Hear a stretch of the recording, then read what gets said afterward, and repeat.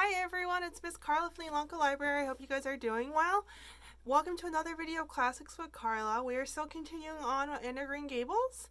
And so we are in chapter 18. So let's get right into it. So chapter 18, and to the rescue. All things great are wound up with all little things. At first glance, it might not seem that the decision of a certain Canadian premier to include Prince Edward Island in a political tour could have much or anything to do with the fortunes of little Anne Shirley at Green Gables. But it had. It was in January the premier came to address his loyal supporters and such of his non-supporters as chose to be present at the monster mass meeting held in Charlottetown. Most of the Avalon people were on the premier's side of politics. Hence, on the night of the meeting, nearly all the men and a goodly proportion of the women had gone to town 30 miles away. Miss Rachel Lynde had gone too. Miss Rachel Lynde was a red-hot politician and couldn't have believed that the political rally could be carried through without her, although she was on the opposite side of politics. So she went to town and took her husband, Thomas, would be useful in looking after the horse, and Marilla Cuthbert with her. Marilla had a sneaking interest in politics herself, and as she thought it might be her only chance to see a real live premiere, she promptly took it, leaving Anne and Matthew to keep her house until she returned the following day. Hence, while Marilla and Miss Rachel were enjoying themselves hugely at the mass meeting, Anne and Matthew had the cheerful kitchen at Green Gables all to themselves. A bright fire was glowing in the old-fashioned Waterloo stove, and blue-white frost crystals were shining on the window panes. Matthew nodded over a farmer's advocate on the sofa, and Anne at the table studied her lessons with grim determination, despite sundry wistful glances at the clock shelf, where lay a new book that Jane Andrews had lent her that day. Jane had assured her that it was warranted to produce any number of thrills or words to that effect, and Anne's fingers tingled to reach for it. But that would mean Gilbert Blythe's triumph on the morrow. Anne turned her back on the clock shelf and tried to imagine it wasn't there. Matthew, did you ever study geometry when you went to school? Well, no, I didn't, said Matthew, coming out of a doze with a start. I wish you had, sighed Anne, because then you'd be able to sympathize with me. You cannot properly sympathize with me if you've never studied it. It's a casting a cloud over my whole life. I'm such a dunce at it, Matthew. Well, now, I don't know, said Matthew soothingly. I guess you're all right at anything. Mr. Phillips told me last week in Blair's store comedy that you was the smartest scholar in school and was making rapid progress. Rapid progress was his very words. There's them as runs down Teddy Phillips and says he ain't much of a teacher, but I guess he's all right. Matthew would have thought anyone who praised Anne was all right. I'm sure I'd get on better with geometry if only he wouldn't change the letters, complained Anne. I learn the proposition off by heart, and then he draws it on the blackboard and puts different letters from what are in the book, and I get all mixed up. I don't think a teacher should take such a mean advantage to you. We're studying agriculture now, and I found out at last what makes the roads red. It's a great comfort. I wonder how Marilla and Miss Lynde are enjoying themselves. Miss Lynde says Canada is going to the dogs the way things are being run in Ottawa, and that's an awful warning to the electors. She says if women were allowed to vote, we would soon see a blessed change. What way do you vote, Matthew? Conservative, said Matthew promptly. To vote conservative was part of Matthew's religion. Then I'm conservative too, said Anne decidedly, and glad because some of the boys in school are grits. I guess Mr. Phillips is a grit too, because Prissy Andrews' father is one, and Rulie Gillis says that when a man is courting, he always has to agree with the girl's mother in religion and her father in politics. Is that true, Matthew? Well, I don't know, said Matthew. Do you ever go courting, Matthew? Well, no, I don't know as I ever did, said Matthew, who had certainly never thought of such a thing in his whole existence. Anne reflected with her chin in her hands. It must be rather interesting, don't you think, Matthew? Ruby Gillis says when she grows up, she's going to have ever so many boos on the string and have them all crazy about her. But I think that would be too exciting. I'd rather just one in his right mind. But Ruby Gillis knows a great deal about such matters because she has so many big sisters, and Miss Lynde says the Gillis girls have gone off like hotcakes. Mr. Phillips goes up to see Prissy Andrews nearly every evening.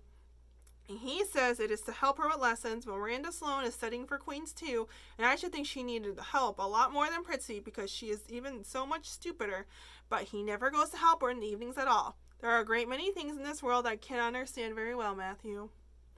Well, I don't know as I can comprehend them all myself, acknowledged Matthew.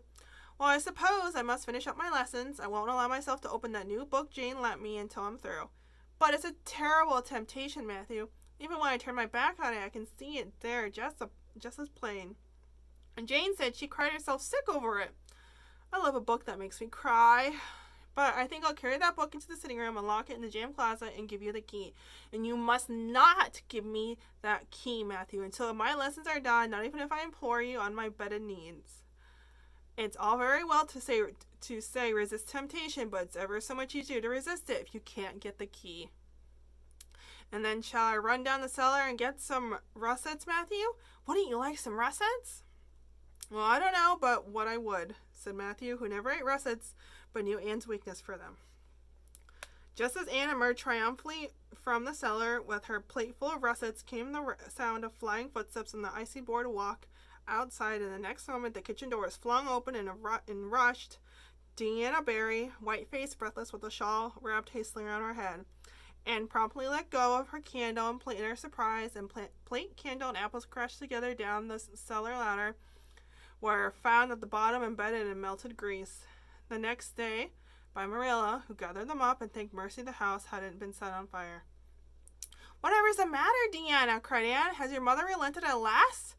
Oh, Anne, do come quick, implored Deanna nervously. Minnie May is awfully sick. She's got croup, young Mary Jo says, and father and mother are away to town, and there's nobody to go for the doctor.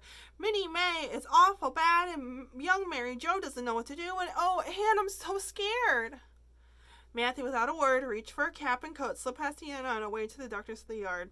He's gone to harness the sorrel mare to go to Carmody for the doctor, said Anne, who was hurrying on hood and jacket. I know it as well as if he'd say so. Matthew and I are such kindred spirits I can read his thoughts without words at all. I don't believe he'll find the doctor at Carmody, sobbed Deanna. I know that Dr. Blair went to town, and I guess Dr. Spencer would go too. Young Mary Jo never saw anybody with croup, and Miss Linda's away. Oh, Anne! Don't cry, Dee, said Anne cheerily. I know exactly what to do for croup. You forget that Miss Hammond had twins 3 times. When you look after 3 pairs of twins, you naturally get a lot of experience. They all had croup regularly. Just wait till I get the bottle. You mayn't have any at your house. Come on now. The 2 little girls hastened out hand in hand and hurried through Lover's Lane and across the crusted field beyond, for the snow was too deep to go by the shorter woodway. Anne, although sincerely sorry for Minnie May, was far from being insensible to the romance of the situation and to the sweetness of once more sharing that romance with a kindred spirit. The night was clear and frosty, all darkness of shadow and silver snowy slope. Big stars were shining over the silent fields, and here and there the dark pointed firs stood up with snow powdering their branches and the wind whistling through them. Anne thought it was truly delightful to go skimming through all this mystery and loveliness with your bosom friend who had been so long estranged. Minnie May, age 3, was really very sick. She lay on the kitchen sofa, feverish and restless, while her hoarse breathing could be heard all over the house. Young Mary Jo, broad-faced French girl from the Creek, whom Miss Barry had engaged to stay with the children during her absence, was helpless and bewildered, quite incapable of thinking what to do or doing it if she thought of it. Anne went to work with skill and promptness. Minnie May has croup all right. She's pretty bad, but I've seen them worse. First, we must have lots of hot water. I declare, Deanna, there isn't more than a cupful in the kettle. There, I filled it up. And Mary Jo, you may put some wood in the stove. I don't want to hurt your feelings, but it seems to me you might have thought of this before you've had any imagination. Now, I'll undress Minnie May and put her in bed, and you try and find some soft flannel cloths, Deanna. I'm going to give her a dose of the medicine first of all. Minnie May did not take kindly to the medicine, but Anne had not brought up 3 pairs of twins for nothing. Down the medicine went, not only once, but many times during the long anxious night when the 2 little girls worked patiently over the suffering Minnie May and young Mary Jo, honestly anxious to do all she could, keeping up a roaring fire and heated more water than would have been needed for a hospital of croupy babies. It was 3 o'clock when Matthew came with the doctor, for he had been obliged to go all the way to Spencerville for one, but the pressing need for assistance was past. Minnie was much better and was sleeping soundly. I was awfully near giving up in despair, explained Anne. She got worse and worse until she was sicker than ever the Hammond twins were, even the last pair. I actually thought she was going to choke to death. I gave her every drop of the medicine in the bottle, and when the last dose went down, I said to myself, not to Deanna or young Mary Jo, because I didn't want to worry them any more than they were worried, but I just say to myself, just to relieve my feelings, this is the last lingering hope, and I fear it's a vain one. But in about 3 minutes, she coughed up the phlegm and began to get better right away. You must imagine my relief, Doctor, because I can't express it in words. You know there are some things that cannot be expressed in words. Yes, I know, nodded the doctor, and he looked at Anne as if he were thinking some things about her that couldn't be expressed in words. Later on, however, he expressed in the Mr. and Mrs. Barry. That little red-headed girl they have over at Cuthbert's is as smart as they make 'em. I tell you, she saved that baby's life, for it would have been too late by the time I got there. She seems to have a skill and presence of mind perfectly wonderful in a child of her age. I never saw anything like the eyes of hers when she explained the case to me. Anne had gone home in the wonderful white frosted winter morning, heavy-eyed from loss of sleep, but still talking on weirdly to Matthew as they crossed the long white fields and walked under the glittering fairy arc of the Lover Lane's maples. Oh, Matthew, isn't it a wonderful morning? The world looks like something God had just imagined for his own pleasure, doesn't it? Those trees look as if I could blow them away with a breath. Poof! I'm so glad I live in a world where there are white frosts, aren't you? And I'm so glad Miss Hammond had 3 pairs of twins after all. If she hadn't, I might have known what to do for Minnie May. Really sorry I was ever cross with Miss Hammond for having twins, but oh, Matthew, I'm so sleepy. I can't go to school. I just know I couldn't keep my eyes open, and I'd be so stupid, but I'd hate to stay home for guilt. Some of the others will get ahead of the class, and it's so hard to get up again. Although, of course, the harder it is, the more satisfaction you have when you do get up, haven't you? Well, now I guess you'll manage all right, said Matthew, looking at Anne's white little face and the dark shadows under her eyes. You just go right to bed and have a good sleep. I'll do all the chores. Anne accordingly went to bed and slept so long and soundly that it was well on in the white and rosy winter afternoon when she awoke and descended to the kitchen where Marilla, who had arrived home in the meantime, was sitting knitting. Oh, did you see the premiere? Exclaimed Anne at once. What did he look like, Marilla? Well, he never got to premiere on account of his looks, said Marilla. Such a nose as that man had. But he can speak. I was proud to be a conservative. Rachel Lynde, of course, being a liberal, had no use for him. Your dinner is in the oven, Anne, and you can get yourself some blue plum preserve out of the pantry. I guess you're hungry. Matthew has been telling me about last night. I must say it was fortunate you knew what to do. I wouldn't have had any idea myself, for I never saw a case of croup. There now, never mind talking till you've had dinner. I can tell by the look of you that you're just full of speeches, but they'll keep. Marilla had something to tell Anne, but she did not tell it just then, for she knew if she did, Anne's consequent excitement would lift her clear out of the region of such material matters as appetite or dinner. Not until Anne had finished her saucer of blue plums did Marilla say, Miss Barry was here this afternoon, Anne. She wanted to see you, but I wouldn't wake you up. She says you saved Minnie May's life, and she's very sorry she acted as she did in the affair of the currant wine. She says she knows now you didn't mean to set Deanna drunk, and she hopes you'll forgive her and be good friends with Deanna again. You're to go over this evening if you like, for Deanna can't stir outside the door on account of a bad cold she caught last night. Now, Anne Shirley, for pity's sakes, don't fly up into the air. The warning seemed not unnecessary, so uplifted and aerial was Anne's expression and attitude as she sprang to her feet, her face decorated with the flame of her spirit. Oh, Marilla, can I go right now without washing dishes? I'll wash when I come back, but I cannot tie myself down to anything so unromantic as dishwashing at this thrilling moment. Yes, run along, said Marilla. Aunt Shirley, are you crazy? Come back this instant and put something on you. I might as well call to the wind. She's gone without a cap or wrap. Look at her tearing through the orchard with her hair streaming. It'll be a mercy if she doesn't catch her death of cold.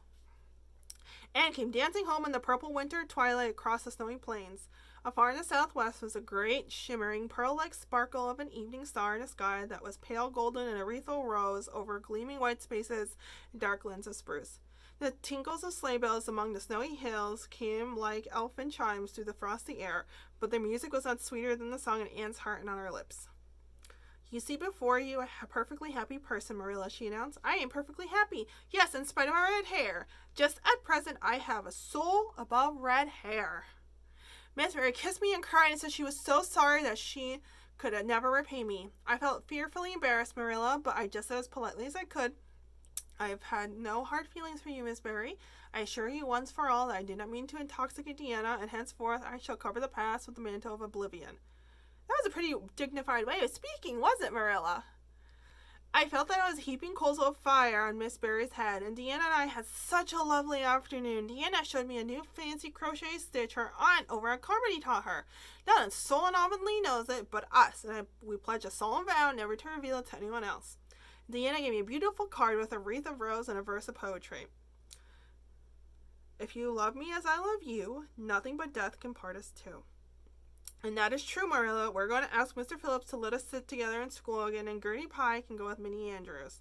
We had an elegant tea. Miss Barry had set very best china out, Marilla, just as if I was real company. I can't tell you what a thrill it gave me. Nobody ever used their best china on my account before. And we had fruitcake and pound cake and donuts and 2 kinds of preserves, Marilla. And Miss Barry asked me if I took tea and said, Pa, why don't you pass the biscuits to Anne? It must be lovely to be grown up, Marilla, when you're just being treated as if you were just so nice. I don't know about that, said Marilla with a brief sigh. Well, anyway, when I am grown up, said Anne decidedly, I'm always going to talk to little girls as if they were too, and I'll never laugh when they use big words. I know from sorrowful experience how that hurts one's feelings. After tea, Deanna and I made taffy. That taffy wasn't very good, I suppose, because neither Deanna nor I have never made any before. Deanna left me to stir it while she buttered the plates, and I forgot and let it burn. And then when she set it out on the platform to cool, the cat came over one plate and it had to be thrown away. But the making of it was splendid fun. And when I came home, Miss Barry asked me to come over as often as I could, and Deanna stood at the window and threw kisses at me, all the way down to Lover's Lane. I assure you, Marilla, that I feel like praying tonight, and I'm going to think out a special brand new prayer in honor of this occasion. And that's the end of chapter 18. Well, that's super nice. Thank goodness Anne knew what to do. So I'm so glad that Deanna and Anne are back together again. That's super exciting. Alright, guys. Well, thank you for watching, and I'll see you guys later. Bye.